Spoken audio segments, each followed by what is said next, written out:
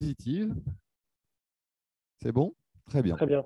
Bah, effectivement, alors moi, je ne suis pas comme Éric Fontaine, voilà, un spécialiste du métabolisme, hein. Je suis aussi clinicien et plutôt de formation cardiovasculaire, mais comme tout le monde, il y a un moment où on finit par s'intéresser au métabolisme parce que c'est quand même très utile pour le fonctionnement des organes. Et là, je vais vous parler de l'aspect pronostic de cette dysfonction métabolique chez nos patients en état critique. Et est-ce que le. Ça y est. Finalement, l'aspect pronostic se limite probablement pas à juste prédire si un patient va survivre ou pas, si un patient va avoir des défaillances d'organes multiples ou pas, ou des séquelles ou pas. Euh, Finalement, cette manière, pronostiquer le devenir des patients à partir d'indicateurs métaboliques peut être surtout utile pour passer d'une vision du patient moyen qu'on a dans les études à une vision plus réaliste, c'est-à-dire plus individualisée des patients. C'est une manière de phénotyper de manière biologique nos patients. Et l'idée, in fine, c'est de faire aussi la part des choses entre ce qui est un facteur causal et ce qui est un marqueur de gravité sans être la cause, et de faire le tri, parce qu'il y a énormément de marqueurs métaboliques, entre les marqueurs qui sont associés à un pronostic pertinent et ceux qui ne le sont pas, pour passer d'une prise en charge assez uniforme à une prise en charge plus personnalisée, ce qui est assez à la mode. Je ne vais pas parler de tous les patients critiques et je vais surtout axer ma présentation sur les patients en état de sepsis ou de choc septique. Et merci à la dernière conférence de consensus sur le sujet qui a redéfini les bornes du sepsis avec des critères. Alors, vous savez que le sepsis maintenant est défini comme une dysfonction ou plusieurs dysfonctions d'organes dues à une réaction inappropriée de l'autre face à une infection. Ça a permis une reconnaissance mondiale quand même de ce syndrome par l'OMS. Et puis, ce qui est intéressant pour nous, c'est que pour la première fois a été introduite la notion de dysfonction métabolique profonde, en tout cas dans le choc septique, dans la définition du choc septique, avec un critère de définition qui est une lactatémie supérieure ou égale à 2, comme vous savez, qui est peut-être discutable, mais au moins on a cette notion de dysfonction métabolique dans cette définition. Alors, si on regarde la consommation d'oxygène et derrière probablement le renouvellement de l'ATP chez les patients en état septique, alors les données, et comme la plupart des données que je vais vous présenter, elles sont issues du sepsis bactérien. Donc, on parle de sepsis, un syndrome avec de multiples causes, mais la plupart des données qu'on a aujourd'hui, elles viennent du sepsis bactérien, la grippe, le Covid-19. Il y a encore quelques années, il y a très très peu de données de toute façon, et il y a encore très peu de données sur les sepsis d'autres causes. Et finalement, un patient atteint d'infection non grave, sans dysfonction d'organes ou des volontaires sains qui ont injecté des endotoxines, mais à faible dose, ces patients ont une augmentation de leur consommation d'oxygène de 40 à 60% et de la consommation d'ATP. Et ce sont des patients qui vont avoir un bon pronostic.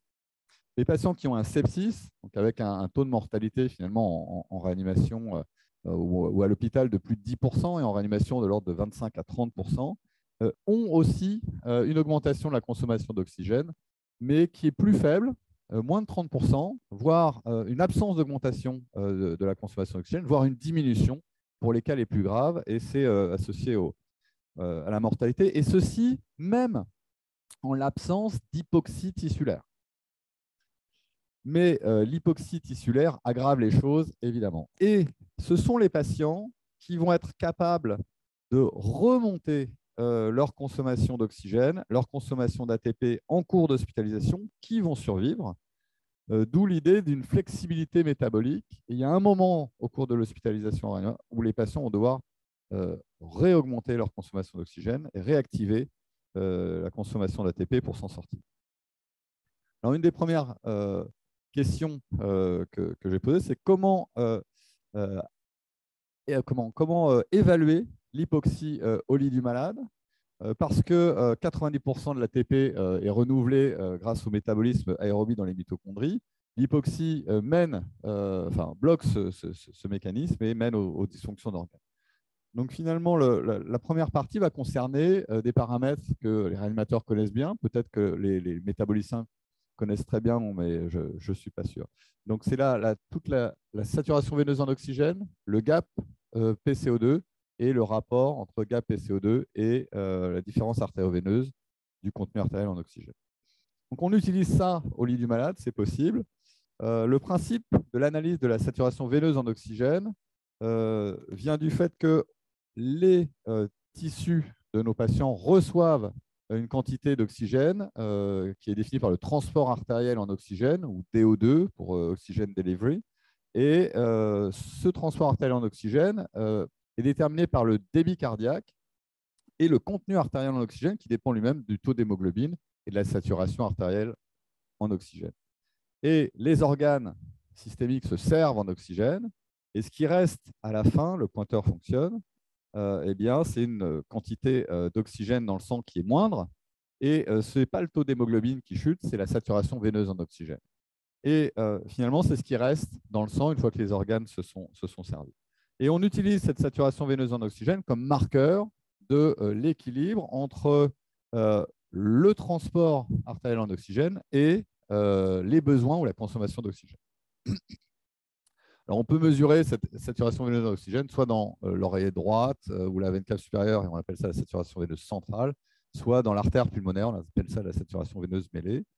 Et une baisse de cette saturation veineuse en oxygène est un marqueur d'une diminution du transport artériel en oxygène et de ses déterminants, et éventuellement un marqueur aussi de consommation excessive en oxygène, l'augmentation de l'activité musculaire ou de la température, et inversement, une augmentation de cette saturation veineuse en oxygène, un marqueur d'une augmentation du transport artériel, d'une diminution de la consommation, mais qui peut être aussi associé à des phénomènes physiopathologiques comme les anomalies microcirculatoires ou la dysfonction mitochondriale. Et donc, à la fois une baisse et une augmentation peuvent être associées à des phénomènes physiopathologiques.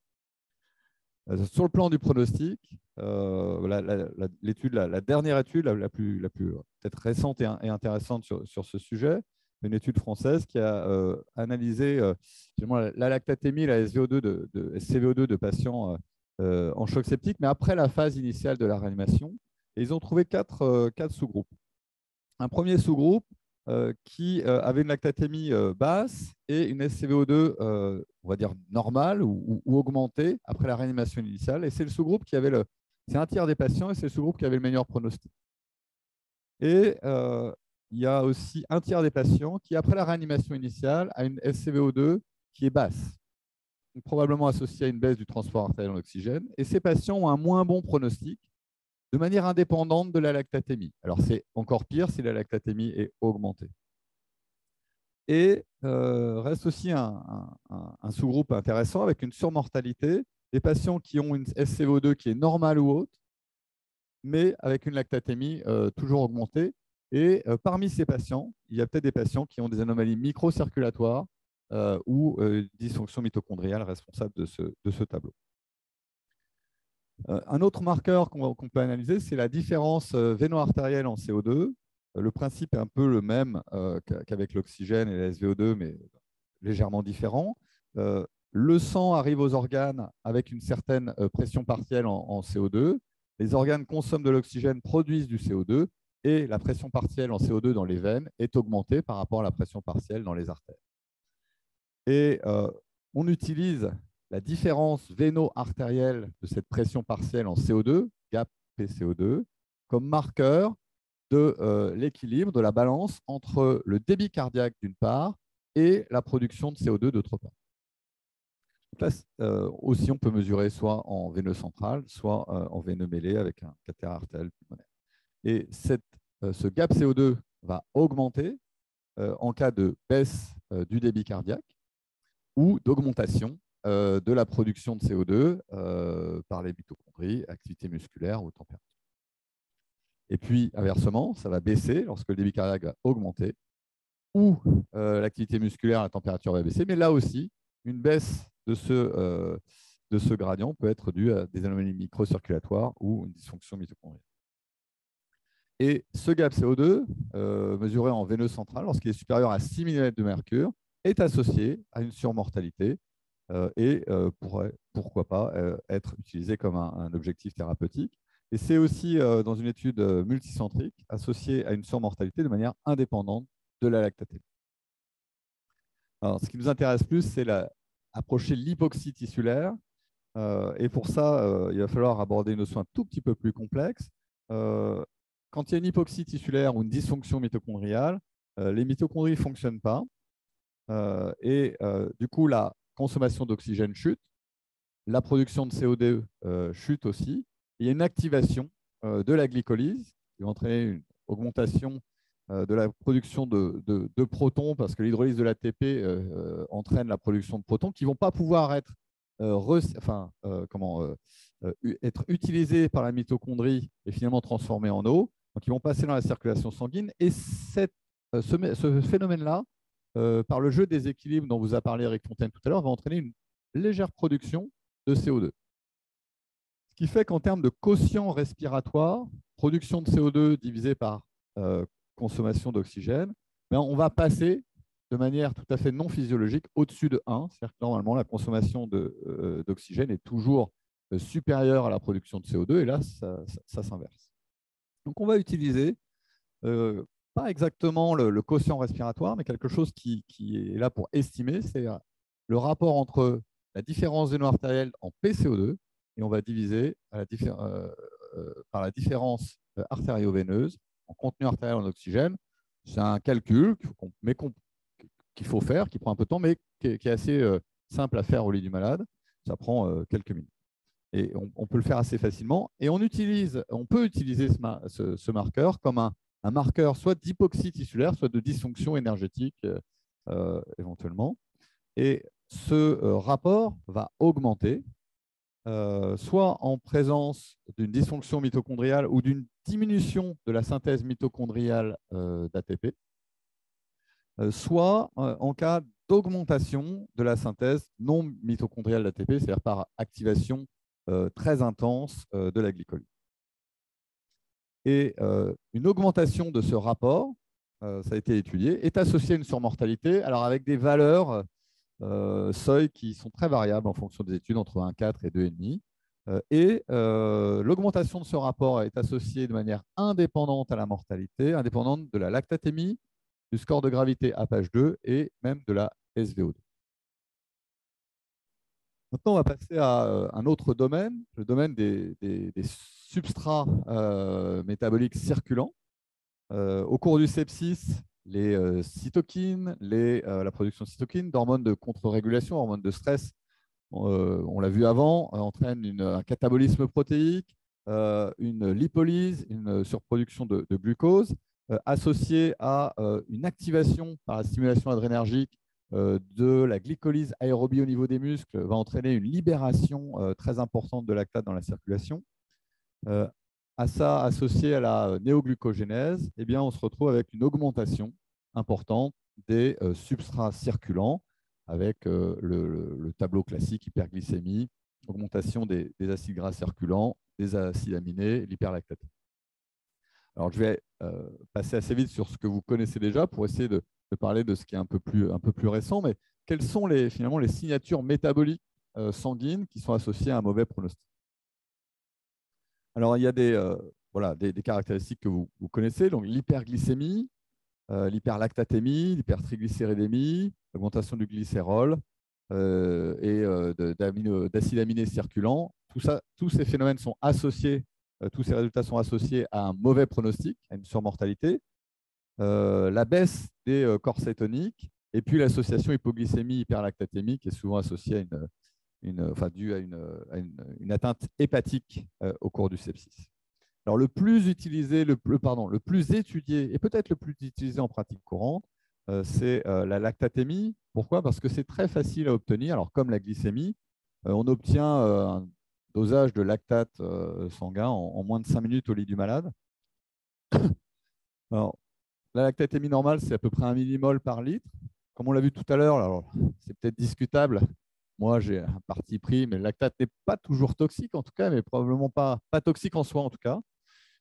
Juste un mot, c'est souvent utilisé ou décrit comme un marqueur d'hypoperfusion tissulaire. Et ça a vraiment été très bien démontré depuis plus de 15 ans maintenant que ce n'est pas juste un marqueur d'hypoperfusion tissulaire, c'est un marqueur de dysfonction métabolique ou de modification métabolique, mais c'est aussi un marqueur d'activation majeure de la glycolyse sous l'influence des catécholamines au niveau musculaire. Voilà, donc ce n'est pas juste un marqueur d'hypoperfusion tissulaire. Une augmentation de la lactatémie est associée à une surmortalité. Ce qui est intéressant, c'est le seuil. Souvent, on retient 2 millimoles par litre, mais il y a plusieurs études qui montrent qu'au-delà de 1 millimol par litre, c'est aussi associé à une surmortalité. Donc, entre 1 et 2, ce n'est pas tout à fait normal. Et évidemment, la cinétique, la baisse de la lactatémie au cours de la prise en charge de ces patients, est aussi associée alors, à une meilleure survie et l'absence de baisse à une surmortalité. Et il y a une étude, alors je ne rentre pas dans le détail, qui montre que probablement un des meilleurs marqueurs pronostiques, c'est la lactatémie après la réanimation initiale, après 6 à 8 heures de réanimation initiale. Et on peut prendre une valeur absolue de lactate comme cible, 2 millimoles par litre ou moins de 1, et que c'est un très bon marqueur de mortalité. Finalement, ce qui est proposé, c'est d'utiliser finalement ce marqueur comme celui. C'est-à-dire que plus la lactatémie est élevée, plus les valeurs absolues de la lactatémie sont élevées, plus c'est associé à une surmortalité, mais rentre en compte aussi la baisse de la lactatémie au cours de la réanimation. Et plus la lactatémie baisse rapidement, plus c'est associé à une meilleure survie des patients. Alors, ça, ce que je vous ai dit, c'est très étudié dans le sepsis, dans le choc septique bactérien. Mais si on regarde un exemple parmi d'autres, chez les patients en sepsis, mais dû au Covid-19. Ça, c'est les résultats de l'étude COVID-ICU et j'ai regardé le lactate. Donc, lactatémie à 1,3 chez les patients qui vont décéder d'un Covid grave en réanimation, lactatémie à 1,2 chez ceux qui vont survivre. Alors, c'est significatif, mais bon, c'est l'effet nombre, hein, d'accord. C'est significatif sur le plan statistique, mais sur le plan clinique, pas tellement. Alors, évidemment, comme il y a 4000 malades, c'est sorti. Alors ça, c'est vraiment intéressant parce que c'est très différent de ce qu'on peut voir dans le sepsis bactérien, dans le choc septique. Mais une des hypothèses, et ça c'est intéressant, c'est la compartimentalisation de l'adaptation ou de la dysfonction métabolique. Ça a été évoqué, ce principe de compartimentalisation, en particulier la compartimentalisation de la réaction immunitaire, par Yuen Zhuang et puis toute l'équipe de Tours, dans un papier que je n'ai pas eu le temps de montrer là. Et en fait, cette idée de compartimentalisation, elle est connue depuis assez longtemps, dans les années 90, sur le plan métabolique. Et donc, cette équipe avait montré que, Bellomo, Kellum, que les poumons peuvent être producteurs de lactate en excès. Il faut savoir qu'on produit à peu près 60 millimoles par heure de lactate au niveau systémique en situation physiologique. Et là, chez ces patients atteints de SDRA, il y avait une production à plus de 200 millimoles par heure, production pulmonaire. On faisait lactatémie dans l'artère pulmonaire, en artérielle systémique, et avec le débit cardiaque, il calculait la production. Daniel Debacker a montré que cette production pulmonaire de lactate était associée au score de gravité alors on appelait ça acute lung injury à l'époque, mais de SDRA. Et ce qui est encore plus intéressant, c'est que cette production pulmonaire de lactate était non corrélée à la lactatémie sanguine. Pourquoi? Parce que si on a un foie qui finalement fonctionne bien, ou des reins, et un cœur qui utilise bien le lactate, on peut ne pas augmenter la lactatémie sanguine en augmentant la production de lactate pulmonaire. Et ça, c'est une notion qui a été remise au goût du jour par le Covid-19, mais qui n'est pas tellement utilisée en pratique. Alors, une dernière étude, qui n'est pas un essai randomisé, mais c'est une étude avant-après, où ils ont prescrit du canakinumab à des patients, donc un anti-IL1. Et ils ont regardé, avant l'administration de cet anti-IL1, la production de lactate pulmonaire, et après. Et donc, il y a une diminution de la production de lactate après l'administration de cet IL1, ce qui suggère, mais alors on est loin de la démonstration, que c'est peut-être les cellules inflammatoires où cette production de lactate est associée à la réaction inflammatoire pulmonaire. Alors, j'ai parlé de beaucoup de substrats. Il y en a un qui a été remis au goût du jour par l'équipe de Mervyn Singer récemment. Euh, c'est le cholestérol. Et donc le cholestérol, c'est très dur à fabriquer. Il y a beaucoup d'étapes. C'est très consommateur d'énergie. Et il y a une baisse de la cholestérolémie et une baisse peut-être de la production de cholestérol chez les patients en situation de sepsis. Et cette chute du cholestérol total ou surtout HDL, et parfois un peu LDL, est associée à une surmortalité. Le cholestérol pourra avoir des effets intéressants chez ces patients, à tel point que cette équipe suggère que la perfusion de cholestérol pourrait être intéressante pour nos patients. Alors, de quelle manière? Il y en a plein, je vais passer assez vite, mais déjà, le cholestérol est un élément indispensable à la stabilisation des membranes cellulaires. Donc, ça permet de bien faire fonctionner les canaux, les pompes, les récepteurs. Et une baisse du cholestérol, de l'intégration de cholestérol dans les membranes pourrait déstabiliser le fonctionnement de certains récepteurs, comme les récepteurs bêta-adrénergiques. Le cholestérol peut directement participer à la fixation de certaines toxines, comme les endotoxines bactériennes.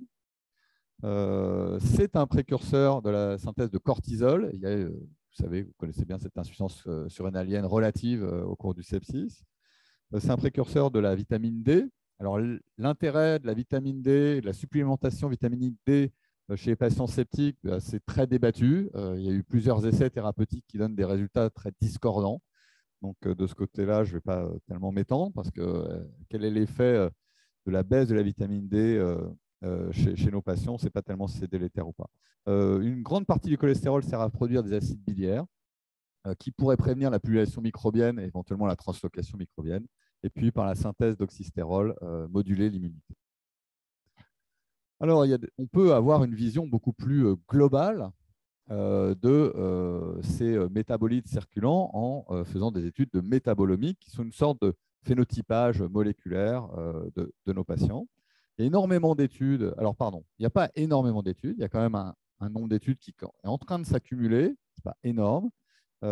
Avec quand même beaucoup d'études qui retrouvent, alors c'est toujours ceux qui publient, qui retrouvent des différences significatives qui publient, beaucoup d'études qui retrouvent des associations entre une élévation, vous avez la liste ici, de certains métabolites avec la survie ou la mortalité des patients. Beaucoup d'études essaient de combiner les métabolites pour s'exprimer, parce qu'il y en a énormément en termes de voies biochimiques, de voies de signalisation. Les conclusions sont assez compliquées à tirer aujourd'hui. Pourquoi? Pour au moins deux raisons. La première, c'est que par exemple, dans cette étude-là, ils ont conclu qu'une augmentation d'acétylcarnitine ou une augmentation d'acide lactique était associée à une dysfonction mitochondriale. Mais on sait très bien que les acétylcarnitines, le taux d'acétylcarnitine, par exemple, dans le sang, dépend aussi de la fonction rénale. Donc en fait, ce n'est pas juste un marqueur de dysfonction mitochondriale, c'est peut-être un marqueur aussi d'insuffisance rénale aiguë. L'hyperlactatémie, oui, c'est un marqueur de dysfonction mitochondriale, mais c'est aussi un marqueur d'activation de la glycolyse aérobie par le système adrénergique. Donc finalement, les conclusions, en essayant de synthétiser comme ça les résultats de ces études, peuvent être erronées et finalement les raccourcis peuvent aboutir à des conclusions qui ne sont pas utilisables au lit du malade. Alors, il y a beaucoup d'études qui retrouvent des aires sous la courbe très intéressantes, mais là, ils présentent par exemple ces résultats-là comme une étude de validation. Il faut savoir qu'en fait, c'est une étude de validation, mais une étude de validation précoce. Je m'explique. En fait, dans le circuit des biomarqueurs, on passe normalement de la découverte du biomarqueur à des études de validation précoce, de validation tardive, et puis ensuite d'utilisation au lit du malade. Et quand on dit validation précoce, ce n'est pas utiliser des seuils qui sont prédéterminés pour voir si ça fonctionne dans les mêmes populations, dans les populations différentes. Validation précoce, c'est juste retester pour voir si le paramètre biologique qui semble être un biomarqueur est un biomarqueur dans une autre population, mais en refixant des seuils différents. Et donc, on est très loin, finalement, de l'application au lit du malade et de l'utilisation de ces techniques de métabolomique pour prédire le pronostic de nos patients ou caractériser nos patients aujourd'hui au lit du malade. Et je vais finir par la dysfonction mitochondriale. Donc il y a une dysfonction mitochondriale au niveau de beaucoup d'organes, le cœur, le cerveau, les reins, le foie, le diaphragme, avec une dysfonction de la production d'ATP, une accumulation de mitochondries altérées. Vous connaissez probablement cette étude tout à fait classique qui a été la première à démontrer chez l'homme que la dysfonction mitochondriale musculaire, et en particulier du complexe 1, l'activité du complexe 1 était associée à une surmortalité chez les patients septiques versus qui vont décéder versus les survivants ou versus les contrôles. La même équipe de Mervyn Singer a montré que plus tard, quelques années plus tard, une diminution de l'expression de ces complexes de la chaîne respiratoire était associée à une mortalité alors, dans une population de patients de réa, mais pas forcément septiques, mais en grande majorité septiques, et que l'absence d'augmentation de l'ARN messager dans les muscles de ces patients, de PGC1-alpha, qui est un coactivateur de la synthèse de nouvelles mitochondries, a été associé à un mauvais pronostic. Et c'est peut-être un des éléments explicatifs pour cette absence de flexibilité métabolique ou de redémarrage de la consommation d'oxygène chez les patients de réanimation. Alors, la dernière question que je pose, c'est comment pourrait-on évaluer la dysfonction mitochondriale au lit du malade pour caractériser les patients et éventuellement prédire le pronostic. Alors, il y a sans faire de biopsie musculaire ou de biopsie d'organes. Donc, on peut éventuellement faire de l'analyse de la fonction mitochondriale sur les plaquettes circulantes. Il y a quelques études qui ont montré que la dysfonction mitochondriale plaquettaire était associée à une plus grande gravité de sepsis, une augmentation de la mortalité, une dysfonction plaquettaire. Mais ça nécessite quand même des techniques assez compliquées. Il faut isoler les plaquettes, il faut faire de l'analyse de fonctions de complexes de la chaîne respiratoire ou de respiration mitochondriale sur les plaquettes. Ça prend du temps, c'est quand même des techniques pas faciles. Les mêmes types d'études ont été faites sur des leucocytes circulants pour montrer que voilà, la dysfonction mitochondriale leucocytaire était associée à une augmentation de la mortalité, à des marqueurs d'immunodépression et puis à la gravité du sepsis. Alors aujourd'hui, on n'a pas tellement de pistes, mais une piste intéressante dans une étude belge récente où ils ont fait une analyse un dosage de tous les acylcarnitine, alors pas des patients de réanimation en phase aiguë, chez les patients survivants, tous survivants à une réanimation prolongée, c'est-à-dire après plus de 7 jours de réanimation. Et ils ont utilisé un marqueur qui n'était pas juste un dosage d'acylcarnitine, mais un rapport entre les acylcarnitines totaux divisés par la carnitine libre pour s'affranchir éventuellement de l'insuffisance rénale aiguë de ces patients. Et ce marqueur est présenté alors déjà depuis des années et peut-être utilisé aussi par nos collègues pédiatres et on pourra en parler probablement tout à l'heure, pour faire le diagnostic de maladies mitochondriales en pédiatrie, en métabolisme. Et ils ont utilisé, je pense, c'est la première étude de réanimation où ils ont regardé ce marqueur et ils ont vu que chez les patients survivants à la réanimation, le rapport était plus élevé que chez des patients contrôle. On est à 0,32 au lieu de 0,25. Il faut savoir que la norme est à peu près estimée autour de 0,40. Ils ont considéré qu'il y avait à peu près un gros quart des patients qui survivaient à la réanimation, après 7 jours de réanimation, qui avaient une dysfonction mitochondriale persistante. C'est la conclusion de l'étude, mais je n'ai pas tellement plus de données. Il n'y a pas de comparaison à une dysfonction mitochondriale musculaire. Donc, en conclusion, les patients septiques ou en choc septique ont des altérations de la consommation d'oxygène, la production de CO2. Ils ont une augmentation de substrats circulants, des altérations de l'oxydation du glucose, des lipides, une dysfonction mitochondriale avec des phénomènes plus ou moins compartimentalisés. Et tous, finalement, ces phénomènes sont associés à la dysfonction d'organes et une surmortalité en réanimation ou après. Et ces outils pourraient être très intéressants, comme j'ai dit au début, pour caractériser des sous-groupes de patients, des phénotypes de patients, pour éventuellement personnaliser la stratégie de prise en charge, voire éventuellement en faire des cibles thérapeutiques pour ajuster, arrêter, débuter ou modifier les doses de traitement. Merci pour votre attention.